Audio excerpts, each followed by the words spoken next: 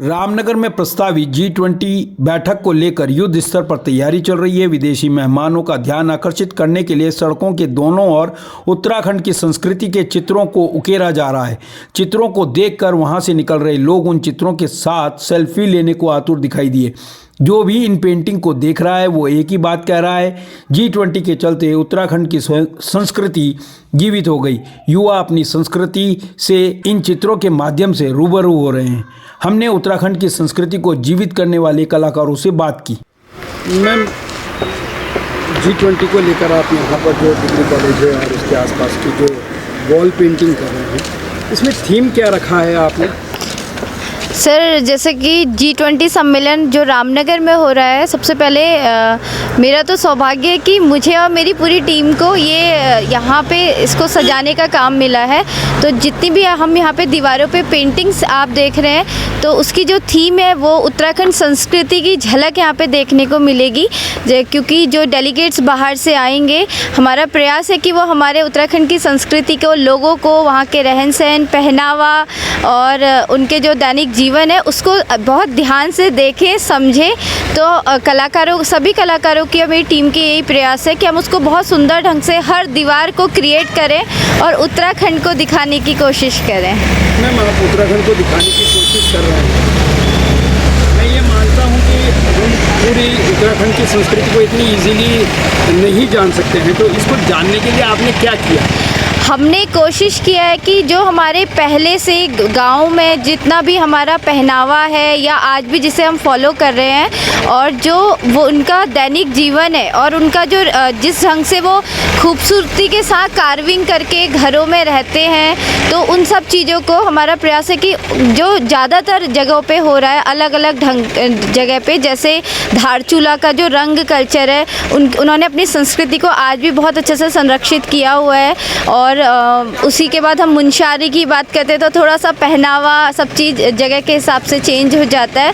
तो सब कुछ तो नहीं दिखा सकते, लेकिन जो अच्छी और चीज़ें हैं जो ज़्यादातर जगहों पे संरक्षित है, हम उन्हें कोशिश करें इन दीवारों पे उकेरें और दिखाएं लोगों को। उत्तराखंड की संस्कृति को जब आप यहाँ उकेर रहे हैं और आपने इस पर जो रिसर्च किया, हाँ, क्या देखते हैं उत्तराखंड की संस्कृति में किस प्रकार से हमारे जो कलर्स हैं या जो हमारी संस्कृति है, क्या ये कहीं वनों पे या किसी हमारी जो संस्कृति है उस पर कहीं ना कहीं आधारित नज़र आती है? हाँ, जैसे पहले तो मैं अपना इस क्वेश्चन से खुद को कनेक्ट करती हूँ, क्योंकि मैं एक कलाकार हूँ, विजुअल आर्टिस्ट हूँ, और जो मेरी पेंटिंग का कॉन्सेप्ट है वो उत्तराखंड, यहाँ की महिलाएं और प्रकृति है।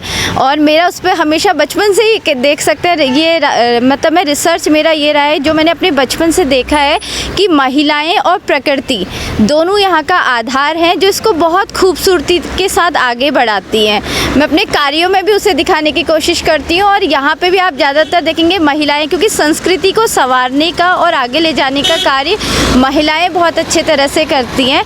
तो जैसे पहाड़ों में एक उक्ति भी है, महिलाएं कोई डाल अगर पेड़ पे, बाँच के पेड़ पे चढ़ी है और उसे वो काट रही है तो पूरा नहीं काटती, वो उसके कुछ जो फंगे होते हैं वो छोड़ देती है, ताकि वो, उसका कहना होता है कि पेड़ ना सुंदर नहीं लगेगा अगर हम सारी ब्रांचेस उसकी काट देंगे, और उसमें नई कलम भी आएंगी। तो उसका तरीका है वो तिरछा काटती हैं उनको। तो महिलाओं को कहीं ना कहीं ज़्यादा नॉलेज है इन चीज़ों की, और उसको बड़ी खूबसूरती के साथ वो आगे बढ़ाती हैं। और पहनावा उनका जो है, वेशभूषा है, वो मुझे बचपन से बहुत अट्रैक्टिव मतलब लगी हैं और हमेशा अपनी ओर खींचती हैं दैनिक जीवन। तो महिलाएं और प्रकृति हमारा आधार है, और हमारे पर्वतीय राज्यों में तो महिलाएं बहुत मेहनत करती हैं, और पर्वतीय राज्य तभी तक सुरक्षित भी हैं जब हमारे वन संरक्षित हैं, हमारे जो जीव जंतु हैं और जो महिलाएं उसको संरक्षित कर रही हैं, तो उनका रोल बहुत महत्वपूर्ण है, इसलिए हमने उनको ज़्यादा यहाँ पे दिखाने का कोशिश किया है। मैम, लगातार आप जो पेंटिंग कर रही हैं, इस पेंटिंग में कई लोग आए आपके पास, हाँ, और कई युवा भी आए। हाँ। क्या संदेश देंगी युवाओं को इस आर्ट की तरफ और हमारे उत्तराखंड संस्कृति से जुड़ने के लिए? देखिए हमने जब रामनगर में से शुरुआत किया तो हम पहले दिन से ही देख रहे हैं लोगों का उत्साह, और जो वो कलाकारों को मतलब इतनी कलाकारों की प्रशंसा कर रहे हैं, तो हमें ये तो लगा कि हमने जो प्रयास किया वो कहीं ना कहीं पॉजिटिव वे में जा रहा है। ख़ासतौर पे युवा कलाकार उससे बहुत अट्रैक्ट हो रहे हैं, और वो लोग आपस में हम सुन रहे हैं कि अरे ये ना रम्माण, ये जैसे हमने रम्माण यहाँ पे बनाया है, तो जो चमोली का एक हमारा धरोहर भी है उसे विश्व धरोहर में रखा गया है। तो बहुत सारे लोग आपस में गॉसिपिंग कर रहे हैं, इससे बहुत सारी चीज़ें निकल के आ रही हैं, और उनके पेरेंट्स उन्हें बता रहे हैं कि ये हमारे गाँव में ना तुम्हारे दादा लोग ऐसे रहते थे या हमारे ऐसे घर थे। तो उससे कहीं ना कहीं संस्कृति मतलब एक उजागर तो हो रही है, क्योंकि लोग आपस में डिस्कशन कर रहे हैं, तो सुन के भी बच्चा बहुत सारी चीज़ें सीखता है, और देख के भी वो फ़ोटोज़ ले रहे हैं, कह रहे हैं कि हमारा ऐसा ही घर था, तो आगे से फ़ोटोज़ ले रहे हैं। बहुत सारी चीज़ें वो हमसे पूछ रहे हैं कि ये कहाँ की संस्कृति है, ये कहाँ का पहनावा है। तो हमें लग रहा है कि कहीं ना कहीं, क्योंकि जो दृश्य होते हैं ना सर, मैंने बचपन से देखा है कि जो दृश्य हैं वो हमारे विजुअल मानस पटल पे ज़्यादा प्रभाव डालते हैं। जो पंक्तियाँ हैं वो हम भूल जाते हैं, लेकिन हमें पिक्चर्स हमेशा याद रहती हैं। तो वो डेली जब इसे देखेंगे तो उन्हें बहुत सारी चीज़ें मुँह जवानी याद हो जाएंगी। मैम G20 में विदेशी लगभग 90 विदेशी फॉरेनर्स आने वाले हैं।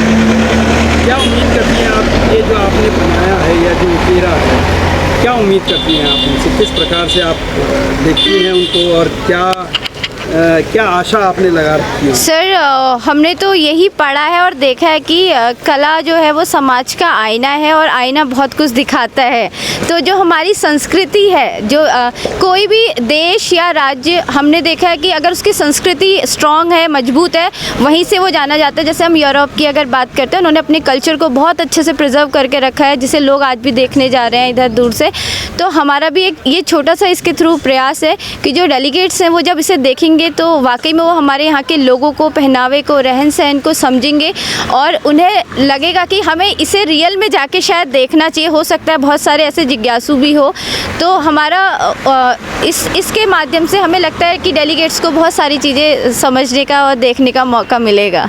मैम शासन प्रशासन से आपको किस प्रकार की यहाँ मदद मिल रही है, और उनकी जो मदद है या सपोर्ट है, क्या आप उससे संतुष्ट हैं? हाँ, पूर्णतः संतुष्ट है, और ये हमारा जो भी पूरा शासन प्रशासन, जो भी इसमें जो पूरी टीम है, मैं उनको बहुत बहुत धन्यवाद कहूँगी, क्योंकि इससे कलाकारों को एक प्लेटफॉर्म भी मिला है ख़ास तौर पे, और हमारी संस्कृति को इतनी खूबसूरत जगह पे दिखाने का, और वो भी G20 सम्मेलन में, जिसमें विदेशी लोग आ रहे हैं, तो दूर दूर तक हमारी संस्कृति पहुँचेगी। तो उन लोगों का पूरा सहयोग है, वो समय समय पर मेरे से चीज़ें डिस्कस भी कर रहे हैं। अगर उन्हें कुछ लग रहा है कि यहाँ पे ऐसा देना है, ये करना है, तो वो फुल टाइम हमें अपना सपोर्ट दे रहे हैं, और उन्हीं की वजह से ये संभव भी हो पा रहा है। मैम ये आर्ट फॉर्म जो है, हाँ, इस आर्ट फॉर्म को देखने के बाद क्या आपको किसी युवा ने कंसल्ट किया कि हमें क्या करना चाहिए? बहुत सारे पेरेंट्स आप देखेंगे वो सुबह से शाम आ जाते हैं। इवन डिग्री कॉलेज के हम आगे बना रहे हैं, तो बहुत सारे टीचर्स जिनके बच्चे इस फील्ड में हैं, और मतलब बहुत सारे लोगों ने कि हमें अपने बच्चों को इस फील्ड में कैसे भेजना है, वो कैसे आर्टिस्ट बन सकते हैं, इसकी पढ़ाई कैसे होती है, क्या क्या तैयारी करनी होती है, और हमारे बीच बीच में गाइडेंस भी देते जा रहे हैं। हम नंबर शेयर्स हुए हैं बहुत सारे। तो ऑब्वियस युवा पूछ रहे, क्यों नहीं पता है ये प्रोफेशनल्स ही काम कर रहे हैं, कोई नॉर्मल लोग ऐसे नहीं कर रहे जो इसकी डिग्री लेके आए हुए हैं। तो वो पूछ रहे हैं हमसे, तो ये चीज़ भी उनके नॉलेज में आई है कि हम इसमें भी अपना करियर ऐसे बना सकते हैं। एक कैनवास पे करने का काम अलग होता है, हाँ। वॉल पेंटिंग अलग होती है, कितना फ़र्क महसूस करती है? सर देखिए, सारा खेल ड्राइंग का है, आधार तो सारे मीडियम का ड्राइंग है, बस सरफेस बदल जाता है। तो थोड़ा सा ये है कि कैनवास को हम अपने अकॉर्डिंग फ्लैट कर सकते हैं, या खड़े कर सकते हैं, या स्लांट कर सकते हैं, झुका सकते हैं, लेकिन दीवार एक थोड़ा स्टैंडिंग उसमें ही है, तो थोड़ा सा प्रॉब्लम आता है। लेकिन इतना फ़र्क नहीं पड़ता कलाकार को, अगर उसके हाथ में कला है तो वो कहीं किसी भी सरफेस में खेल सकता है। Thank you. Thank you so much sir.